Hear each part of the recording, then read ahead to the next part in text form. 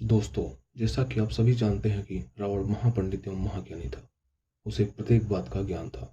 वो इतना ज्ञानी था कि उसे पहले से ही अंदाजा लग जाता था कि आगे क्या होने वाला है। उसे अपनी शक्तियों पर बड़ा घमंड था, लेकिन उसकी एक गलती के कारण उसकी सोने की लंका जलकर राख हो गई थी। उसकी वो गलती थी माँ सीता का हरण।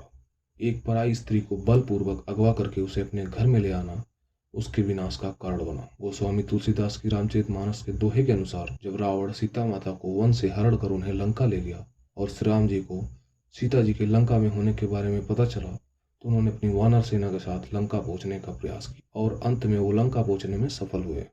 प्रभु श्री राम के लंका पहुंचने की खबर जब लंकापति रावण के राजमहल तक पहुंची, तब रावण की पत्नी मंदोदरी डर गई। वह तुरंत अपने पति रावण के पास गई और उनसे विनती की कि वह युद्ध ना करे और माता सीता को उनके पति श्री राम को सही सलामत वापस दे दें और अपने इस कुकृत के लिए प्रभु श्री राम से क्षमा मांग ले।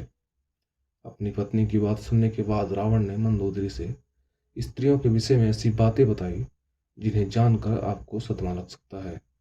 रावण ने मंदोदरी को स्त्रियों के 8 अवगुणों के बारे में बताया है। लंकापति के अनुसार स्त्रियों में अत्यधिक साहस होता है। यही कारण है कि कई बार वो ऐसे काम कर जाती हैं जिसके परिणाम स्वरूप बाद में उन्हें व उनसे जुड़े हुए लोगों को पछताना पड़ता है।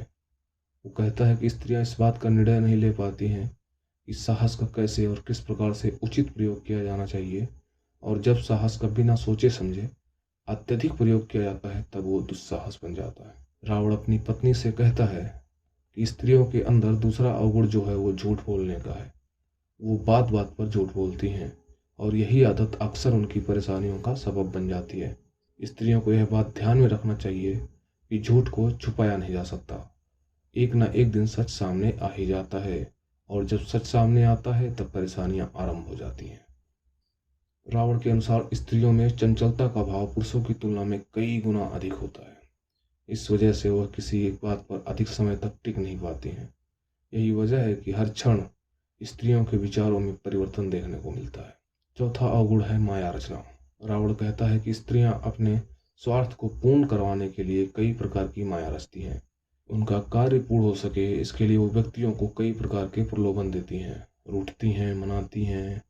यह सब माया ही तो है। स्त्रियों के इस माया जाल में जो फंस गया वो स्त्री के वशीभूत हो जाता है। रावण मंदोदरी से यह भी कहता है कि तूने माया रचकर मेरे शत्रु राम का भय मुझे सुनाया है, ताकि मैं बातों में आ जाऊं और सीता को वापस उस राम के पास भेज दूं।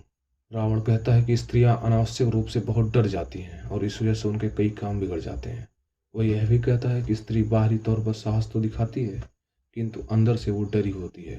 रावण कहता है कि कई ऐसी परिस्थितियां आती हैं जब स्त्री अपने अविवेकी स्वभाव के कारण मूर्खतापूर्ण कार्य को अंजाम दे देती है। वो खुद को श्रेष्ठ साबित करने के लिए ऐसे कार्य कर देती है जो भविष्य में मूर्खतापूर्ण साबित होते हैं। अगर किसी कारण से स्त्री निर्दय हो गई तो फिर वो कभी भी दया नहीं दिखाती। फिर आप उसके सामने चाहे कितने भी उपाय कर लें।